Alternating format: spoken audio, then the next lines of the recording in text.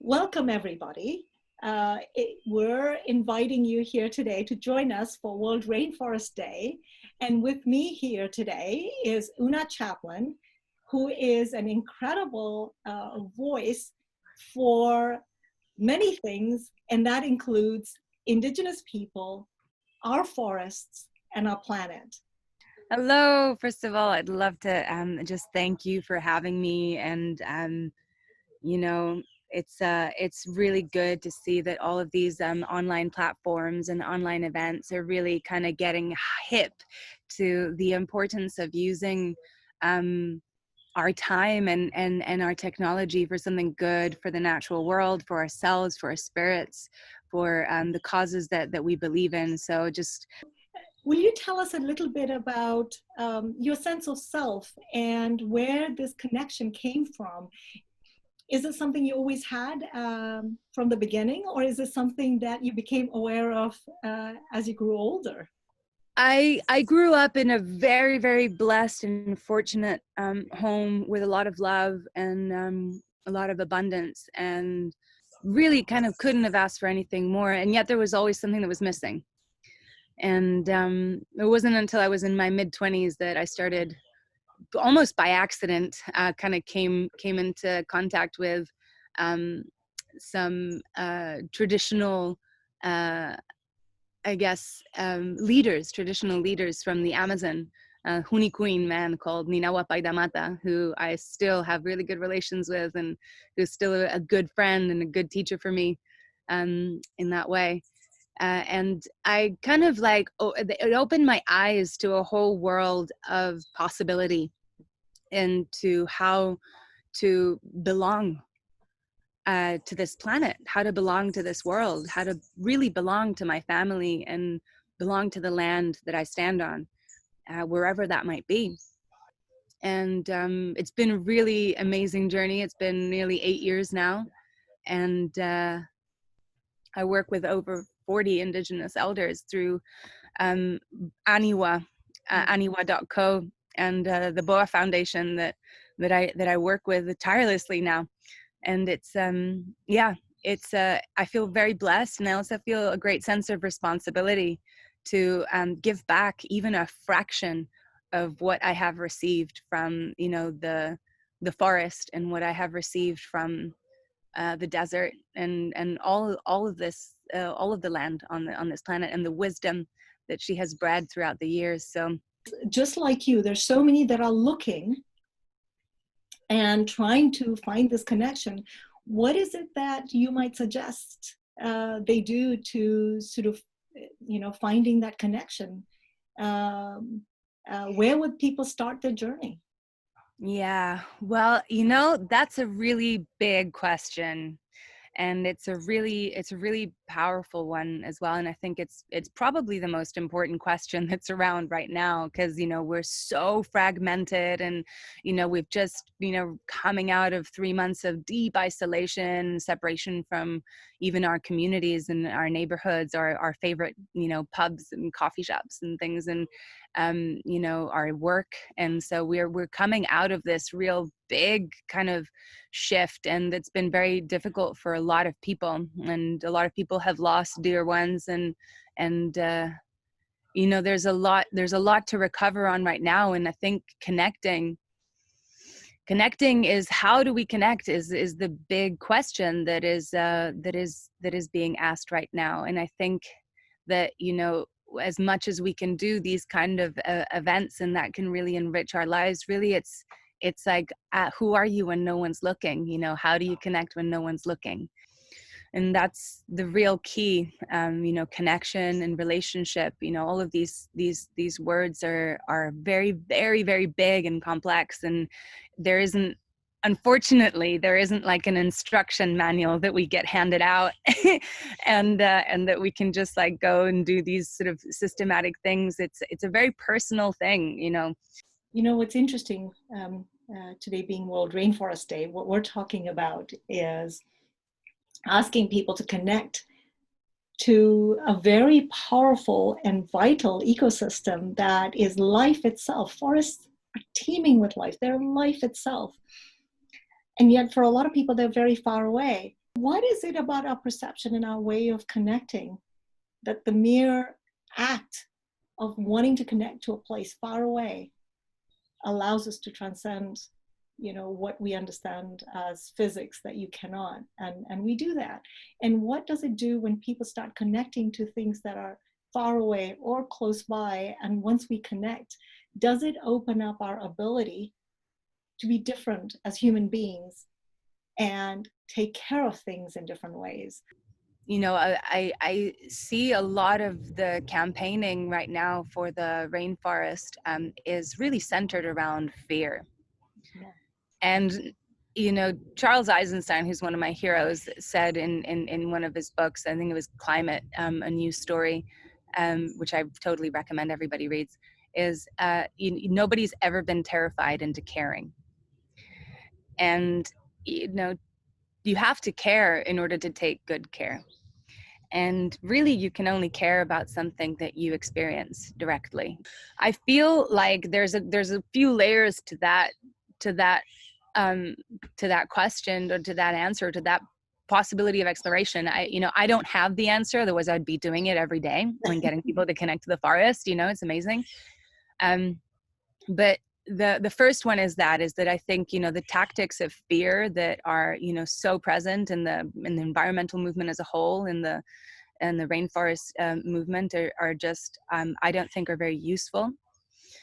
And then it's another question is like, how much do you benefit from the rainforest? Like, how much are you taking in your life that comes from the rainforest, or that the rainforest is giving you? Whether it's you live in Los Angeles and you like to go out and have an acai bowl. Acai comes from the rainforest, right? Yeah. Or whether it's you went to have a poop and you're wiping your butt, and that toilet paper comes from eucalyptus that is planted industrially in the Amazon rainforest. And for that to happen, they have to cut down millenary trees, like trees that are thousands of years old. One of the other things that I've learned a lot about indigenous cultures is this unanimous, across the board, value of reciprocity. And so, how much are you taking from the rainforest? And how much is the rainforest benefiting your life in ways that you don't even think about on a daily basis? And so that, I feel like, is a good question to just ask people, and feel for like the natural reciprocity that is inspired by the fact that your life is your comfort is benefited by the rainforest being there and giving you all of these things. And we want folks to not only wake up to why forests matter, why doing something for our planet, whether you do it here or there, because all of us use our cell phones, right? Rare earth metal comes at the expense of so many forests in here. Yeah, there's a genocide implicit in all of our cell phones. And so, we are all connected to that part of that destruction. And when do we acknowledge it? And so it was interesting. One of the young folks actually talked about it, that, it's very easy to blame those big corporations or those bad actors. Well, what is our individual role? And if we understand and connect to our individual role, then how do we make a different decision, right? And so I love what you're saying, that our focus at Rainforest Partnership is hope, because without hope, you have nowhere to go. If you really watched and read what the feed that comes in on a daily basis is, then basically it's telling us we're doomed, that we have 10 years and then we're doomed. And so how do we see a different trajectory for us, that our trajectory as humankind and as our planet as we know it now, it's not our destiny, that there is an alternate future? And how do we collectively start seeing it and help young folks to see it? We are all participating in the story that this planet is telling right now. There is no exception. If you are passively participating, or if I certainly have moments where I'm passively participating, you're still participating. And so, expecting other people to do the work that you feel is necessary to do in this world is just not good enough anymore. And the great thing is about that is that it's also not as fun. because you're just sitting there complaining about the way that it's all really messed up, right? As opposed to like going, whoa, like we can do this, and like I can do this, and what can I give? What can I offer? What can I commit to the world that I want to see and the vision that I want to create, whether it's to do with the rainforest or whether it's to do with like the way that your community engages with food, or whether it's to do with the clothes that you buy. You know, all of these things that have really big repercussions on the natural world and on the systems of and the ecosystems that of this divine creation that we're sitting on right now. So yeah, taking that personal responsibilities is huge, and I think that's where, you know, it's difficult to do that with the narrative, the sort of dominant narrative right now being that of like you just sit there and work your butt off and get some money, and then maybe something fun will happen in your life, and don't worry about the big decisions because we'll make that for you. And that's the story. As human beings, there's more that connects us than divides us, and Yeah. it's sort of this false narrative that people have taught us. Yeah. Our planet knows how to heal, our bodies know how to heal, and how do we try to, you know, get to that future? And so if we were giving this message, sort of the hopeful future that we would all be looking to and working towards, what is it that you might say? The question is, who are you? Who are you? And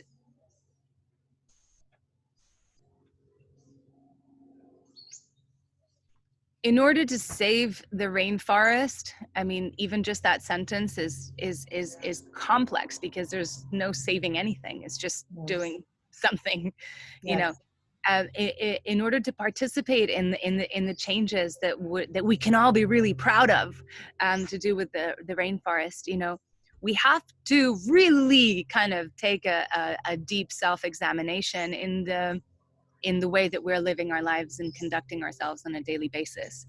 And that may seem like, you know, in a time where the narrative is kind of really taking us out into like, you have to care about this huge cause here, and you have to care about this other huge cause here, and you got to get this, look at this, and all of this, if it's not done, it's going to be the apocalypse and everything's going to, it's like, wait.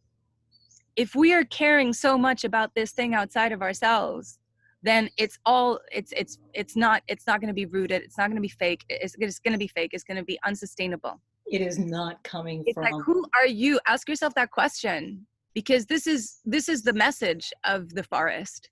This is the ultimate medicine of the forest. As I said before, we can't care about the rainforest as some kind of conceptual thing that is there, because if it's not there, we're all going to die. And that's not good enough.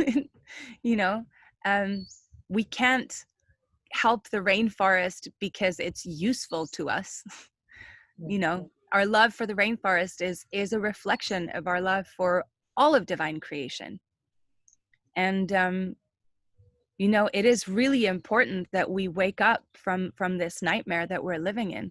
But in order to do that, we have to really take a look around and see how we can take better care of ourselves, of our families, of our own lives, you know, outside of this, of the narrative of it having to do with money, or having to do with all of these things that are or fighting, or you know. And it's hard. That's the hardest work. But that's all of the leaders that we work with, all of them are saying that. Actually find out about the forest. Find out about the people there, you know. What do they think is important? What are the things that fascinate you? If you're fascinated by, like, you know, bugs, then like take a look at all the bugs that exist in the forest, and take a look at them and like find out about them, because you can't care about something that you don't know anything about. And so inform yourself. And that's the other part of the puzzle, I think, is you know, education, and of finding out about yourself and finding out about the forest. And I think that's a good place to start anyway. That's amazing words for World Rainforest Day. Yeah, and I'd like to leave actually with one thought. Recently I found out about this thing called terra prieta. Okay. And terra preta is some scientists went and did some research on the soil of the Amazon. And that soil that the Amazon is growing on so abundantly, it looks like it was man-made. Mhm. It looks like the Amazon now, certainly parts of the Amazon, were planted. That's right. And several, like 10 feet down with this technology that's pretty incredible. Yeah, and so we have a history, an ancestry on this earth that has been deleted by the people that are, you know, that are shouting the loudest right now, and it's been obliterated. But we have an ancestry that's remarkable. We're capable of really great things, um, and uh, and so yeah, just read up about Terra Prieta. And so how can we be good ancestors like that to the future generations, you know? That's a wonderful, wonderful message, Mhm. and a hopeful one and a brighter one. Yes. Yeah, it's a big one. It's why the symbol of peace is the olive branch, right? The olive branch. This is, you plant an olive tree and you know you will never be able to enjoy the fruit of that tree. You know it's going to be your children, potentially not even your grandchildren. And so it's a tree that looks forward the generations to benefit the generations ahead. That's why it's the tree of peace. It's amazing to think, you know, down the line, uh, you know, a person that really has peace in their heart, planting a seed, knowing that the shade that that tree will give, they will never be able to enjoy it. That it will be their grandchildren that will truly sit underneath that tree and be able to enjoy the shade, be able to enjoy the fruits. This has been such an amazing time talking to you. Yeah, likewise. What Thank a you. lovely way of celebrating Yeah, and celebrating something that's so wonderful and vital that gives us so much and has yeah, given us a lot to you and to me. Um, the deep connections and how wonderful that we get to share it.